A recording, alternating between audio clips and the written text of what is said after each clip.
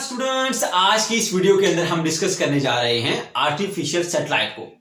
Students, artificial satellite क्या होता है, इसकी टाइप्स क्या होती हैं, इन टाइप्स के बारे में जानेंगे, उनकी एग्जांपल्स को पढ़ेंगे, इसकी वर्किंग को डिस्कस करेंगे और एक बहुत ही इंपॉर्टेंट शॉर्ट क्वेश्चन जो यहां से बनता है वो है हमारे पास जियो स्टेशनरी सैटेलाइट, उसको डिस्कस करेंगे। और इसके अंदर जो हमने पूरा पैराग्राफ था उसको अगेन छोटे छोटे पॉइंट्स में स्प्लिट कर दिया ताकि आपके लिए याद करना बहुत आसान हो जाए। तो चलिए स्टार्ट करते हैं इसके इंट्रोडक्शन से। बच्चों, सबसे पहले आप हेडिंग लगाएंगे इस सैटेलाइट की।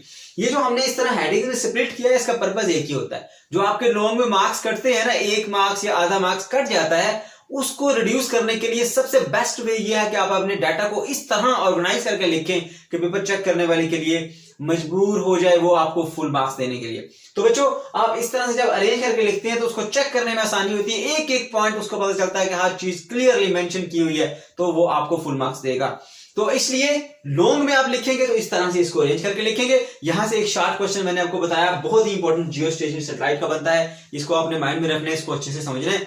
तो चलिए स्टार्ट करते हैं सैटेलाइट के इंट्रोडक्शन से। सैटेलाइट क्या होता है बच्चों? किसी भी प्लेनेट के गिर्द जो कोई एक ऑब्जेक्ट रिवॉल्व करता है उसको हम कहते हैं satellite. Any object revolving around the planet, कोई भी ऑब्जेक्ट जो किसी प्लेनेट के अराउंड ऐसे रिवॉल्व करेगा उसको हम कहेंगे सैटेलाइट। तो ये बात क्लियर हो गई।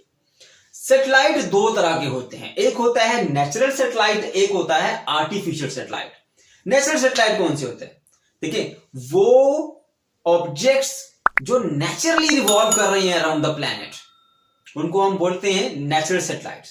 तो फिर आर्टिफिशियल सैटेलाइट कौन से हैं? आर्टिफिशियल सैटेलाइट इसके नाम से जाहिर, जिसको हम उर्दू में कहते हैं मसनूई, जो इंसान ने तैयार किया हो।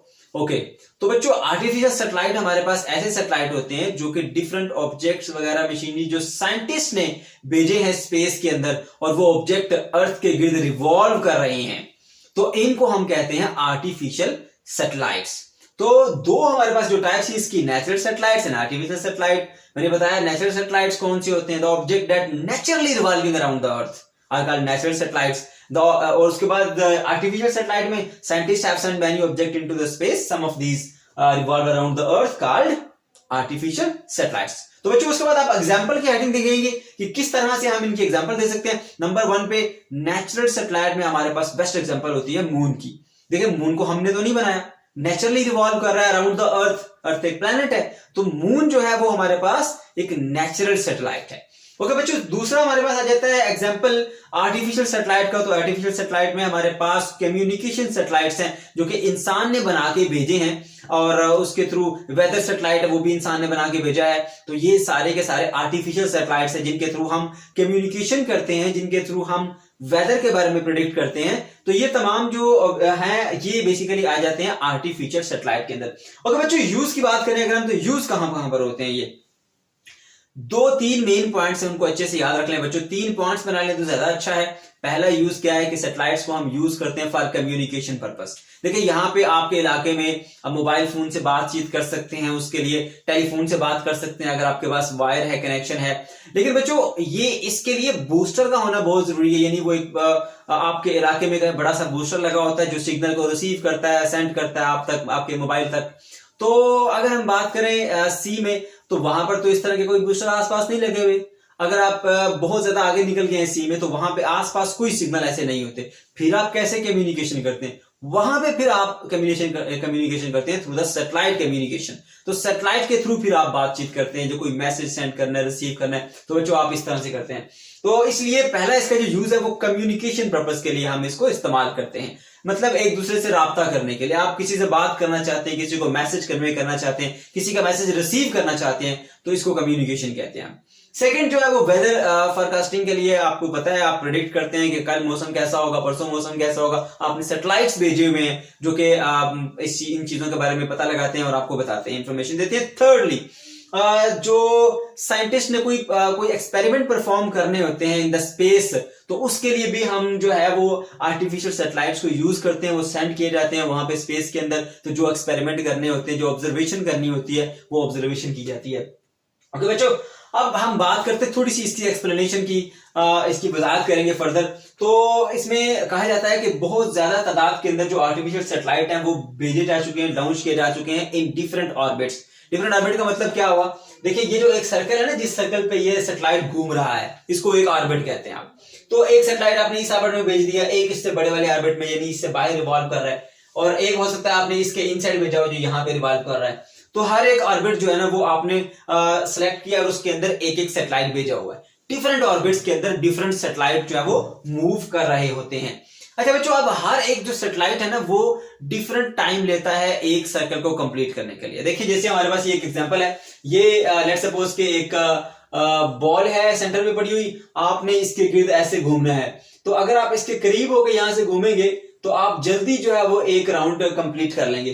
अगर आप इससे थोड़ा दूर चले जाएंगे तो आपको थोड़ा टाइम लग जाएगा एक राउंड कंप्लीट करने में। अगर उससे ज्यादा दूर चले जाएंगे तो बहुत ज्यादा टाइम लगेगा। अब देखिए ये डिफरेंट ऑर्बिट्स हैं जिसके अंदर आप मूव कर रहे हैं, तो आप खुद भी फील कर सकते हैं। अगर आप छोटे ऑर्बिट में मूव कर रहे हैं तो आप जल्दी एक राउंड कंप्लीट कर लेंगे। अगर आप बड़े ऑर्बिट में मूव कर रहे हैं तो डेफिनेटली आपको टाइम थोड़ा ज्यादा लगेगा। तो इस तरह जो डिफरेंट ऑर्बिट हमने भेजे हैं वो डिफरेंट जो सैटेलाइट भेजे हैं वो डिफरेंट ऑर्बिट्स के अंदर मूव कर रहे होते हैं। तो बच्चों अब वो जो टाइम इनको लगेगा कंप्लीट करने के लिए एक साइकिल वो भी डिफरेंट होगा। कोई जल्दी कंप्लीट कर लेगा, कोई जो है वो थोड़ा देर से कंप्लीट करेगा। ओके, तो अब एक चीज है यहां पे जो आपको समझनी, वो क्या बच्चों, कि आखिर ये जो टाइम ज्यादा लगेगा या कम लगेगा ये किस चीज पे डिपेंड करता है। तो बच्चों याद रखें, जितना ज्यादा आपका डिस्टेंस होगा from the earth, from the centre of the earth कर लें या from the surface of the earth कर लें, कोई भी आप ले सकते हैं डिस्टेंस, जितना ज्यादा डिस्टेंस होता जाएगा आपका उतना ज्यादा टाइम आपको लगेगा। जितना आप इस सेंटर से करीब यानी अर्थ के करीब होते जाएंगे उतना कम टाइम आपको लगेगा। तो जैसे जैसे आपका डिस्टेंस बढ़ता जाएगा अर्थ से, वैसे वैसे जो टाइम है वो ज्यादा लगता जाएगा आपको एक साइकिल कंप्लीट करने के लिए। ओके, अब बच्चों एक बड़ा ही इंपॉर्टेंट क्वेश्चन जिसको हम कहते हैं कि जियो स्टेशनरी सैटेलाइट। क्या होता है जियो स्टेशनरी सैटेलाइट, इसको समझते हैं। पहले इसके तरह मीनिंग देखें। जियो का मतलब होता है अर्थ, स्टेशनरी का मतलब होता है ठहरा, और सैटेलाइट मतलब वो जो उसके गिर्द रिवॉल्व कर रहा है।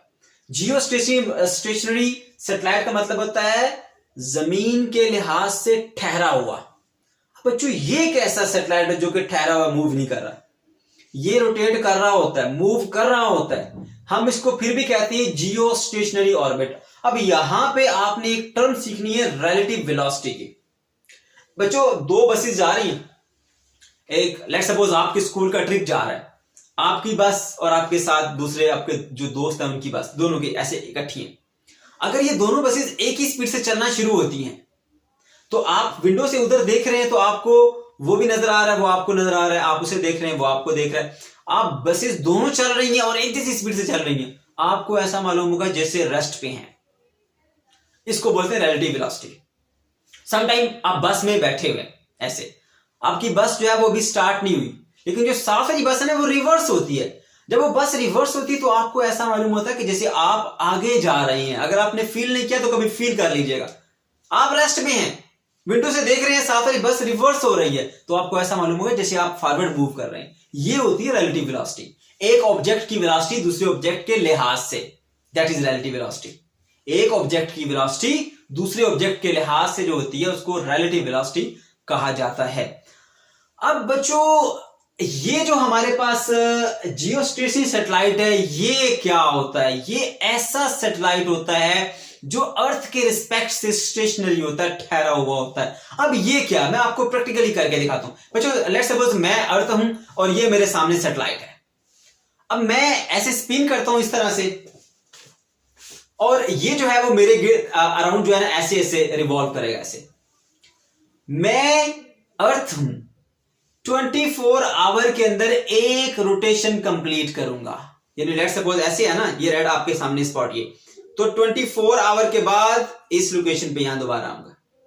एक रोटेशन जो कंप्लीट करेगी अर्थ 24 आवर के अंदर। और एक कम्युनिकेशन सैटेलाइट वो भी 24 आवर के अंदर एक राउंड कंप्लीट करता है। तो जैसे देखिए अभी ये मेरे सामने खड़ा है ऐसे, जैसे जैसे मैं स्पिन कर रहा हूं वैसे वैसे ये सर्कुलर पाथ में मूव करता जा रहा है ऐसे। तो जैसे ही मेरा 24 आवर गुजरे तो मैं दोबारा यहां पर आया, जब मैंने इसको देखा तो ये भी मेरे सामने, इसने 24 आवर में एक चक्कर मुकम्मल किया। मैंने 24 आवर में एक स्पिनिंग मोशन यानी एक यू समझिए रोटेशन कंप्लीट की। मैं जिस स्पीड से स्पिन कर रहा हूं, ये उस स्पीड से सर्कुलेट कर रहा है, यानी सर्कुलर मोशन में मूव कर रहा है। तो मैं जब देखता हूं, जहां देखता हूं ये मेरे सामने है, तो मैं तो समझूंगा ये रेस्ट पे है।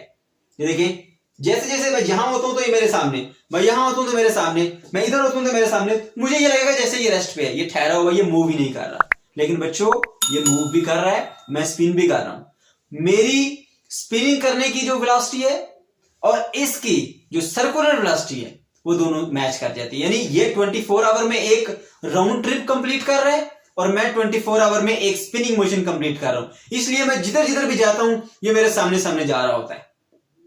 तो मुझे लगता है कि ये ठहरा हुआ है, ये रेस्ट पे है, लेकिन ये मूव कर रहा है। इसीलिए इसको बोलते हैं जियो स्टेशनरी सैटेलाइट।